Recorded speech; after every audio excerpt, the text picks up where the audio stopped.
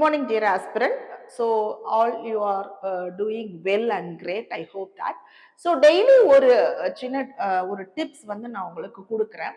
So அந்த ஹேபிட்டை வந்து daily நீங்கள் வந்து ப்ராக்டிஸ் பண்ணணும் உங்களோட ப்ரிப்பரேஷனில்.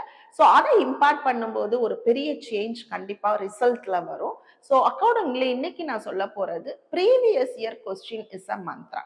ப்ரீவியஸ் இயர் கொஸ்டின்னா கிட்டத்தட்ட ஒரு 20 இயர்ஸ் கொஸ்டின் பேப்பரை எடுத்துட்டு நீங்க அதுல தனியா வந்து ஒரு மாஸ்டரி பண்ணணும், ஒரு ஒர்க் பண்ணணும். ஸோ அதனால 2 பெனிஃபிட் வரும். ஒன்று, உங்களுக்கு நிச்சயமா மினிமம் 10% கொஸ்டின் வந்து டெஃபினட்டா ரிஃப்ளெக்ட் ஆகும். நீங்களே அது பார்க்கலாம். ஒரு பர்டிகுலர் கொஸ்டின் ரிப்பீட்டடா கேட்டுட்டே இருப்பாங்க. இன்னொன்று, you use to the pattern of this exam. இந்த எக்ஸாமோட பேட்டர்ன் இப்படிதான் இருக்கும். ஸோ எப்படி இந்த கீயை வந்து பிரேக் பண்றது, கொஸ்டின் எப்படி பிரேக் பண்றதுன்ற ஸ்ட்ராட்டஜியை நீங்க லேர்ன் பண்ணுவீங்க. ஸோ இது டெஃபினட்டா ஃபார் ப்ரிலிம்ஸ் மெயின்ஸ் ரெண்டுத்துக்குமே பொருந்தும். ஸோ வித் தட் நோட் இன்னையோட கரண்ட் அஃபேர்ஸ் பார்க்கலாம். அதுக்கு முன்னாடி நம்மளுடைய monthly current affairs classes very இன்டென்சிவா கொடுத்துட்டு இருப்போம். ஸோ தமிழ்நாட்டிலேயே ஃபர்ஸ்ட் கரண்ட் அஃபேர்ஸுக்குன்னு ஒரு டெடிகேட்டட் செஷன் 9 இயர்ஸ் பேக் வந்து நம்ம ஸ்டார்ட் பண்ணோம் அப்படிங்கிறத சொல்லலாம். So current affairs class with complete material நம்ம கிட்ட இருக்கு. ஸோ இன்னைக்கு ஃபர்ஸ்ட் நியூஸ் வந்து COP30. So India and global south சேலஞ்சான ஒரு கிளைமேட் ட்ரேட் பாலிசிஸ், நிறைய கான்ட்ரவர்சியான ஒரு கிளைமேட் ட்ரேட் பாலிசிஸ்ன்றதையும் சொல்லலாம். COP30. So developing countries including India எல்லாருமே ஒரு கன்சர்னை ரைஸ் பண்ணியிருக்காங்க. என்ன அப்படின்னா, இந்த கிளைமேட் சேஞ்ச் பாலிசிஸ் வந்து யூனிலேட்டரலா இருக்கு.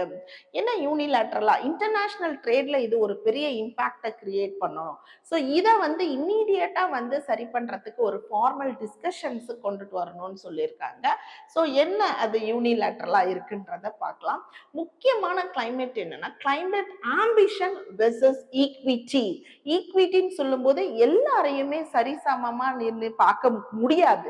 ஏன்னா நம்ம வந்து ஒரு டெவலப்பிங் கண்ட்ரி. நம்ம டெவலப்பிங் கண்ட்ரின்றப்போ நமக்கு அட்மோஸ்ட் ப்ரையாரிட்டி பாலிசில என்னவா இருக்கும்னா, சோசியல் இண்டிகேட்டர் தான் இருக்கும். எஜுகேஷன் கொடுக்கணும், ஹெல்த் ஃபார் ஆல் கொடுக்கணும், ஹவுசிங் ஃபார் ஆல் கொடுக்கணும், இன்ஃப்ராஸ்ட்ரக்சர் டெவலப் பண்ணணும், எம்ப்ளாய்மெண்ட் ஆப்பர்ச்சுனிட்டிஸ் கொடுக்கணும், சோசியல் செக்யூரிட்டி பெனிஃபிட் கொடுக்கணும். இதுக்கு தான் நம்மளோட ப்ரையாரிட்டி இருக்கும். ஏன்னா முதல்ல வந்து எல்லாருக்கும் பசி இல்லாத உலகத்தை கொண்டு வரணும்ன்றது தான் ஒரு நாட்டோட முக்கியமான கோலா இருக்குமே தவிர, கிளைமேட் சேஞ்சுக்கான பாலிசிஸ்க்கு நம்மளால வந்து கொண்டு போய் செலவு பண்ண முடியாது. அது செகண்ட் ப்ரையாரிட்டியா தான் இருக்கும்.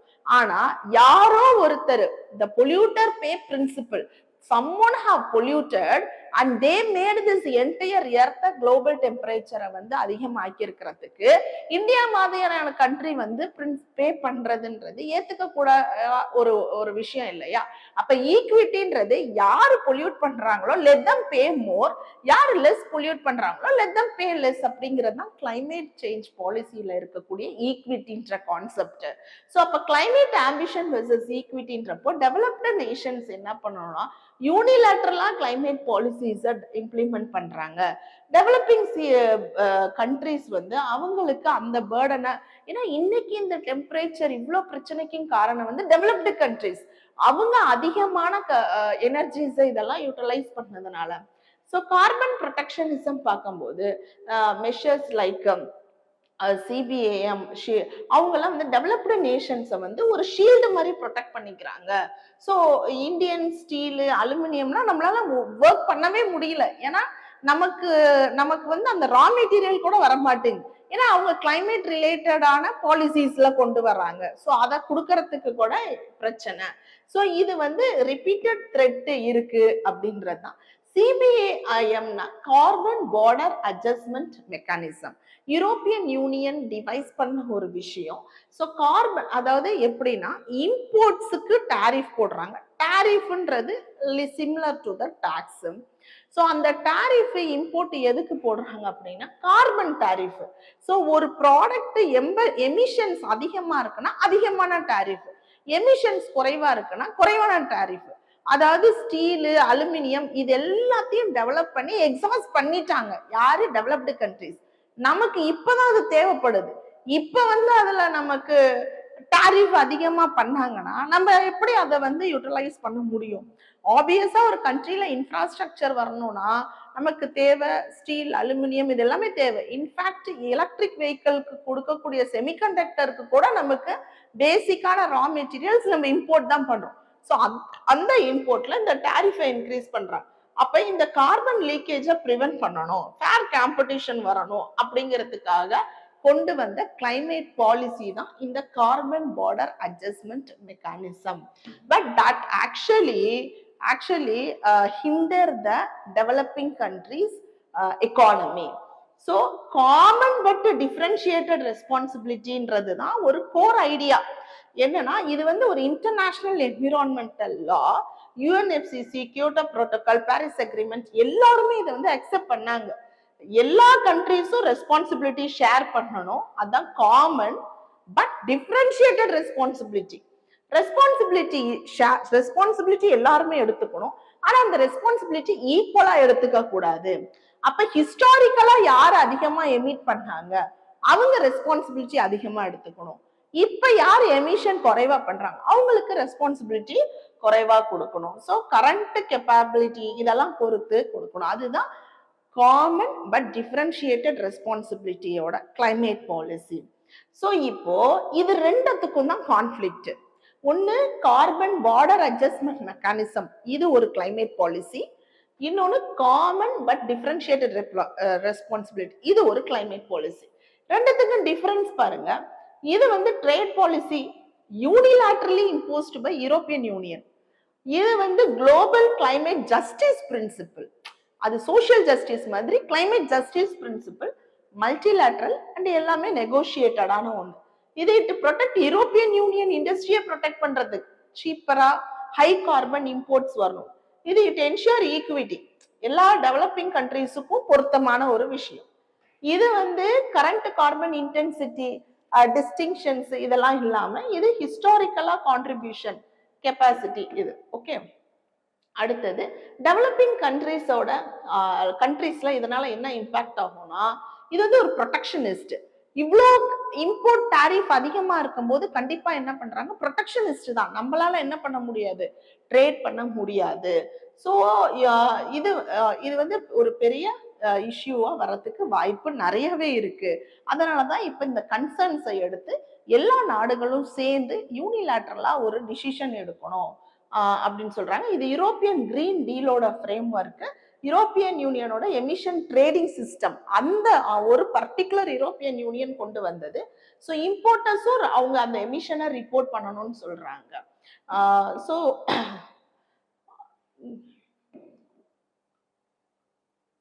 Climate justice require trade equity. புரியுதுங்களா? குளோபல் கிளைமேட் ஆக்ஷனோட சக்சஸே வந்து இட் டிபெண்ட்ஸ் அப்பான் கிளைமேட். ஒவ்வொரு கண்ட்ரியோட இப்ப இந்தியா வந்து இந்த குளோபல் டெம்பரேச்சருக்கு பெருசா ஒரு கான்ட்ரிபியூட்டர் கிடையாது, காரணையா இல்லை. இருந்தாலும் India have taken so many initiatives from INDC, international determined கான்ட்ரிபியூஷன்ல இருந்து நேஷனல் சோலார் மிஷன் வரைக்கும் India have taken so many initiative for the climate change policies. Next, center hikes print ad rates by 26%. So information broadcasting ministry என்ன approve பண்ணியிருக்காங்கன்னா 26% increase பண்ணியிருக்காங்க for government advertisement in printed media. So 2019க்கு அப்புறம் இவ்வளோ பெரிய ஒரு increase யார் implement பண்றாங்கன்னா central bureau of communication. அவங்க தான் கவர்மெண்டோட பப்ளிசிட்டி கேம்பெயினை ஹேண்டில் பண்றவங்க. 26% இன்க்ரீஸ் பண்ணியிருக்காங்க, பர்டிகுலரா இன் பிரிண்டட் மீடியா. 2019க்கு அப்புறம் இப்பதான் வந்து இதை ரிவைஸ் பண்ணியிருக்காங்க. ஏன் அப்படின்னா ஒரு ரெவென்யூ சப்போர்ட், பிரிண்ட் மீடியாவுக்கு ரெவென்யூ சப்போர்ட்டுக்காக.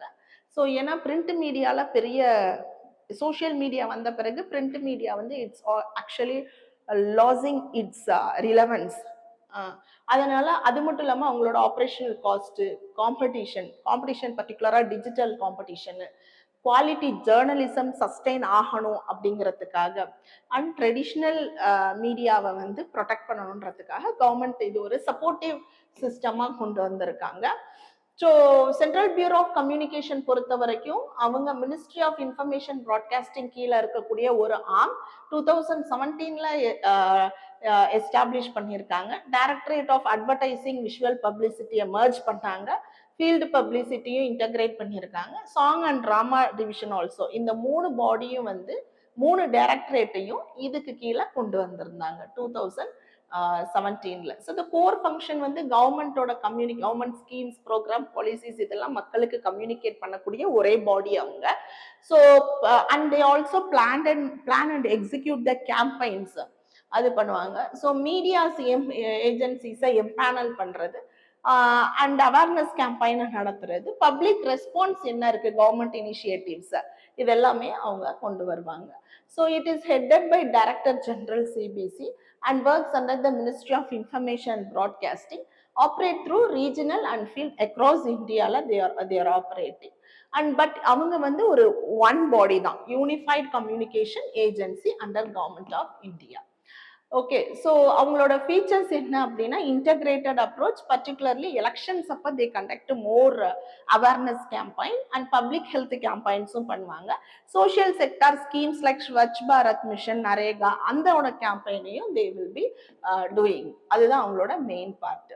ஸோ இந்தியாவோட மீடியா எக்கோசிஸ்டமை சப்போர்ட் பண்றதுக்காக கொண்டு வந்த இந்த the decision is particularly for revenue support அப்படின்றது கவர்மெண்ட் சைட்ல இருந்து கொடுக்கக்கூடிய ஒரு justification. Next, supreme court reject perineal graph.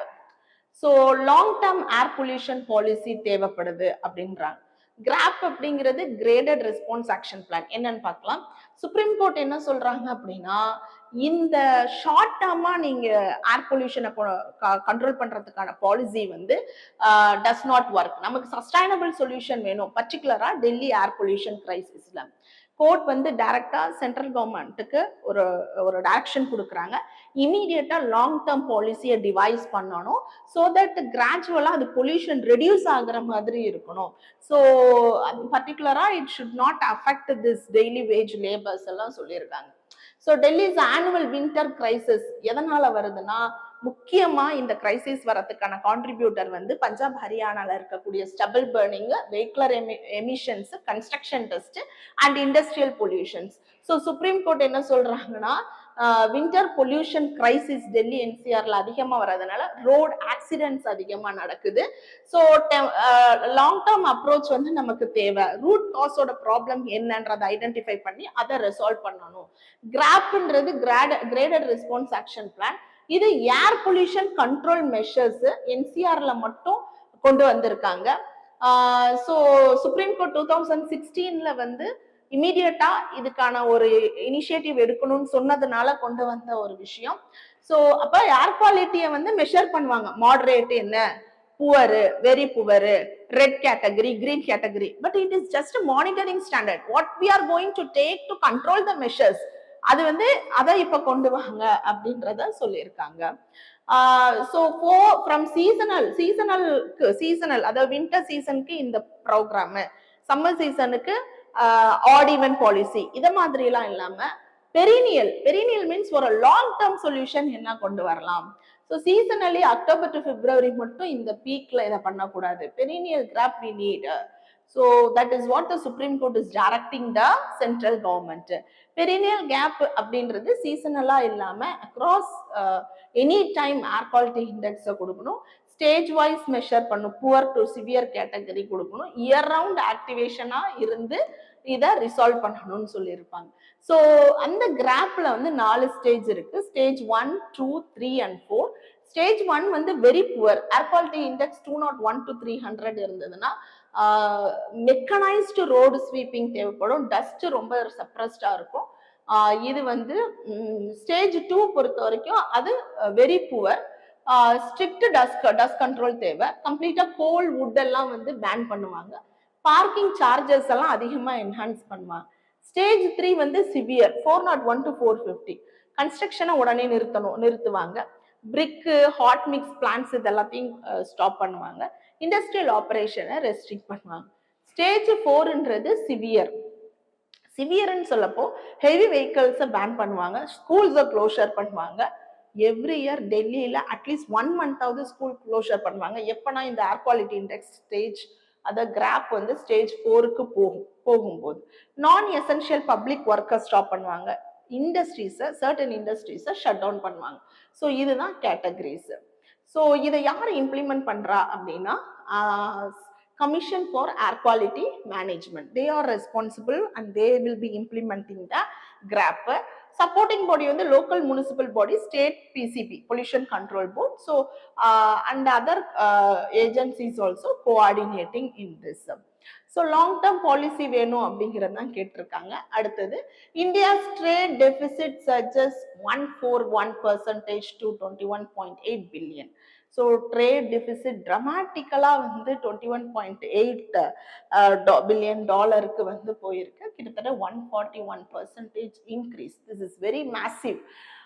Trade deficit அப்ப அதாவது என்னன்னா இம்போர்ட்டுக்கும் எக்ஸ்போர்ட்டுக்கும் ஒரு பெரிய கேப் இருக்கு. அப்ப நமக்கு ஸ்ட்ராங் டொமஸ்டிக் டிமாண்ட் இருந்திருக்கு during festival season, particularly for gold and silver அப்படின்னு சொல்லியிருக்காங்க. ஸோ டோட்டல் இம்போர்ட் பாருங்க அண்ட் டோட்டல் எக்ஸ்போர்ட் பாருங்க, 94.7 பில்லியன், எக்ஸ்போர்ட் 72.9 பில்லியன். இப்போ ட்ரேட் டெபிசிட் வந்து கிட்டத்தட்ட 141%, 21.8 பில்லியன். ஸோ ட்ரேட் டெபிசிட் இதனால என்ன ஆகும், மேக்ரோ எக்கானமியில பெரிய இம்ப்ளிகேஷன் நடக்கும். ட்ரேட் டெபிசிட் ஹையரா இருக்கும் போது that is a component of current account deficit. அப்போ இந்தியன் ருப்பியோட வேல்யூ வந்து குறைய ஆரம்பிக்கும். ஃபாரின் கரன்சி சப்ளை அதிகமா இருக்கும். So inflation, rupee market depreciate ஆகும், இம்போர்ட்ஸ் வந்து எக்ஸ்பென்ஸ் அதிகமாகும். ஸோ அப்போ இம்போர்ட்டட் இன்ஃபிளேஷன் அதிகமாகும். ஆர்பிஐ இன்ஃபிளேஷனை மேனேஜே பண்ண முடியாது, காம்ப்ளிகேட்டா இருக்கும். ஸோ அப்போ forex reserve RBI may sell the dollar இந்த ஃபாரெக்ஸ் மார்க்கெட்ல, ஏன்னா இதை ஹேண்டில் பண்ணணும். ஸோ ட்ரேட் டெபிசிட்ன்றது என்ன, ஒரு கண்ட்ரியோட இம்போர்ட் வேல்யூவை விட ஸோ வேல்யூ எக்ஸீட் ஆகுது எக்ஸ்போர்ட்டை விட, எக்ஸ்போர்ட் குறையுது, இம்போர்ட் அதிகமாகுது. So import value exceeds than its export value. அதுதான் வந்து trade deficit. BOP balance of ட்ரேடோட ஒரு பார்ட். அல்டிமேட்டா இது எதை அஃபெக்ட் ஆகும்னா கரண்ட் அக்கௌண்ட்ல இருக்கக்கூடிய BOP balance of payment affect ஆகும். ட்ரேட் டெபிசிட்ன்றது இம்போர்ட் மைனஸ் எக்ஸ்போர்ட். ஸோ இதுதான் வந்து ட்ரேட் டெபிசிட்னு சொல்லுவாங்க. ஸோ இதனால என்ன ஆகும்னா ஹையர் ட்ரேட் டெபிசிட் வர வர நம்ம ஃபாரின் கரன்சி அதிகமாக டிமாண்ட் ஆகும். ஃபாரின் கரன்சி இல்லாதப்ப நம்ம ஃபாரெக்ஸ் ரிசர்வ்ல இருக்கிறத யூஸ் பண்ணுவோம். ஸோ அப்ப வந்து நம்ம டொமஸ்டிக் கரன்சியோட டிப்ரிசியேஷன் வேல்யூ குறைய ஆரம்பிக்கும். கரண்ட் அக்கௌண்ட் டெபிசிட் வந்து ஒர்சன் ஆகும். ஸோ அப்போ மேக்ரோ எக்கனாமி ஸ்டேபிளா இருக்காது. ஃபாரெக்ஸ் அதிகமா ஸ்பெண்ட் பண்ணும், இன்ஃபிளேஷனோட டைரக்டா லிங்க் ஆகும் ட்ரேட் டெபிசிட். ஓகே, ஸோ ஏன் இந்த ட்ரேட் டெபிசிட் வருது, ஏன்னா நம்ம நிறைய இம்போர்ட்டட், என்னதான் ஆத்ம நிர்பர் பாரத் செல்ஃப் ரிலையன்ட் எக்கானமின்னு சொன்னால் கூட இம்போர்ட்டட் டிபெண்டன்ஸ் வந்து அதிகமா எதுக்கு டிபெண்ட் பண்றோம், ஆயில், எலக்ட்ரானிக்ஸ், எலக்ட்ரிக்கல்ஸ், கோல்டு இதெல்லாமே அதிகமா இருக்கனால ஒண்ணு. அதே மாதிரி டொமஸ்டிக்லயும் டிமாண்ட் அதிகமா டூரிங் ஃபெஸ்டிவல் சீசன் அப்போ குளோபலி வந்து டிமாண்ட் வீக்கா இருக்கு, low international demand for Indian goods. நம்மளால ஏன் எவ்வளவு எக்ஸ்போர்ட் அதிகமா பண்ண முடியல, ஏன்னா நம்ம குளோபலி டிமாண்ட் வந்து இந்தியன் குட்ஸுக்கு குறைவா இருக்கு. அதே டொமஸ்டிக் கரன்சி வந்து அப்ரிஷியேட் ஆகுது. ஸோ அப்ரிஷியேட் ஆகும்போது எக்ஸ்போர்ட் வந்து ரொம்ப எக்ஸ்பென்சிவா இருக்கும். So this are the causes. So பேடா ட்ரேட் டெபிசிட் பேடு தான், ஆனா எப்பயுமே பேடு இல்லை, இன்ஹெரண்ட்லி நெகட்டிவ் தான். இப்ப ஆனா இம்போர்ட் வந்து நமக்கு கேபிட்டல் கூடா இருந்தது. அந்த இம்போர்ட் வந்து இங்க வர்றதுனால இங்க வேலை வாய்ப்பு வருது, இங்க எக்கானமி பூஸ்ட் ஆகுதுன்னா அது கரெக்ட். பட் கேபிட்டல் கூடு இல்லாம சர்வீஸ் கூடா இருந்ததுன்னா, டெஃபினட்டா கன்சியூமர் கூடா இருந்ததுன்னா then that is actually bad for an economy. So UPSCல நமக்கு ட்ரேட் டெபிசிட்னா என்னன்ற ஃபார்முலாவை 5 வருஷம் முன்னாடி அந்த மாதிரி பேட்டர்ன்ல கேட்டாங்க. நமக்கு இப்ப எப்படி கேட்பாங்கன்னா ட்ரேட் டெபிசிட் ஏன் வருது, எதுக்காக வருது, அது வர்றதுனால என்னென்ன இம்ப்ளிகேஷன் நடக்கும். ஸோ உங்களுக்கு அப்ளிகேஷன் ஓரியன்ட் கொஸ்டின்ஸ் தான் 100% யூபிஎஸ்சில கேட்குறாங்க. ஓகே, இந்தியா ஸ்டேட் டெபிசிட் பொறுத்த வரைக்கும் வி மோர் டிபெண்ட் இம்போர்ட்டுக்கு க்ரூட் ஆயில், கோல்டு, எலக்ட்ரானிக்ஸ் இதுதான் வந்து நம்ம அதிகமா டிபெண்ட் பண்ணி இருக்கோம். இந்த கொஸ்டினுக்கு ட்ரை பண்ணுங்க answers. The climate policies like European Union's carbon border adjustment mechanism have sparked a debate on the fine line between climate action and trade protectionism. Analyze the concern of developing countries like India in this context. So daily நீங்க கண்டினியூஸா இந்த நியூஸை வந்து follow பண்ணிட்டு இருந்தீங்க அப்படின்னா நிச்சயமா that will create a huge impact in your current affairs preparation. So thank you, have a great day. Kurukshetra, Kurukshetra, Kurukshetra, Kurukshetra, Kurukshetra, Kurukshetra.